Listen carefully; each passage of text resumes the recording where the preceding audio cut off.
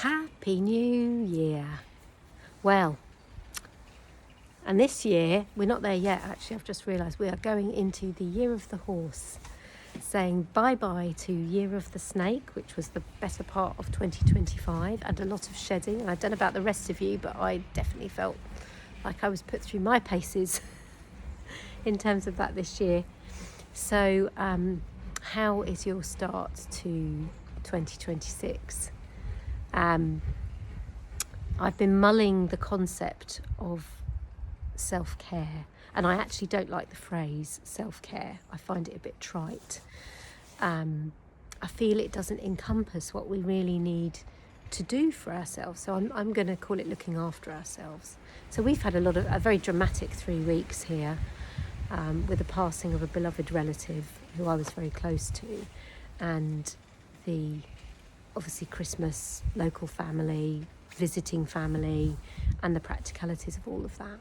And it's felt like a bit of a mad whirlwind. In fact, at one point I found myself at Harry Potter World with my brother, sister-in-law and nephew, and I was thinking about it afterwards, and I thought, yes, actually I feel like the last 3 weeks have been a bit like a scene from The Night Bus. Any of you who've read the books or seen the films will know what I'm talking about. So I've really been tuning into, what do I really need to do for myself at this point? And this is why I think, for me, the phrase self-care conjures up baths and candles, neither of which do anything for me.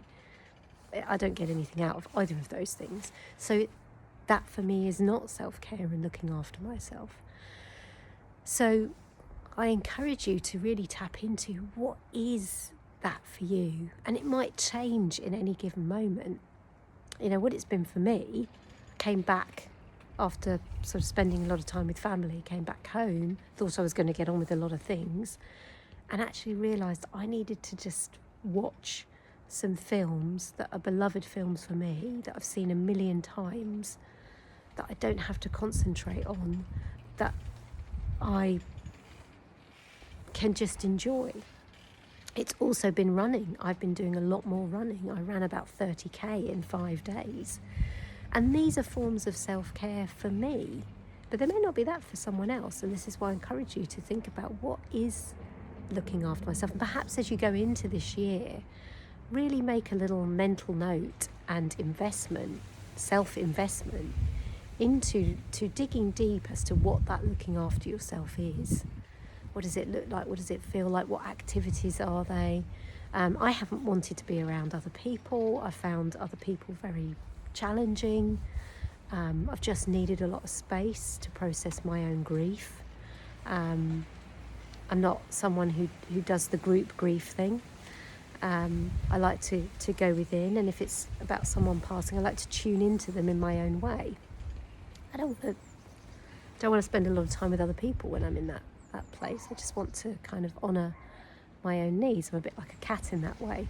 So everybody, each one of us is so unique with generally what we need to do to look after ourselves, and particularly at times of crisis in our life, or trauma or drama, we really need to kind of clear the communicative pathway, go, okay, what really does feel best for me right now? And it won't necessarily make sense to anyone else.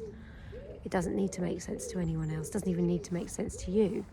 It's just about you listening to your body. And there's a line in one of my favourite poems, Wild Geese by Mary Oliver, which goes something like, I won't remember the quote exactly, but you just have to let the soft animal of your body love what it loves. So go look that poem up and read it, because it's very wise. And embark on 2026 with that sense of, what does this really look like for me? What do I really need to do for myself this year?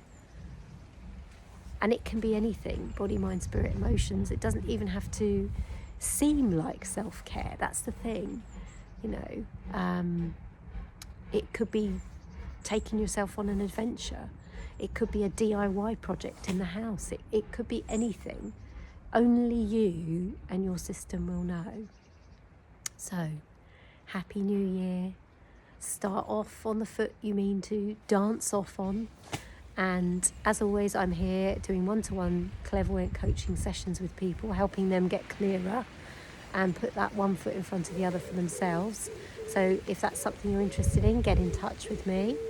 And I've got classes starting next week, in person in Ryde and online on Zoom.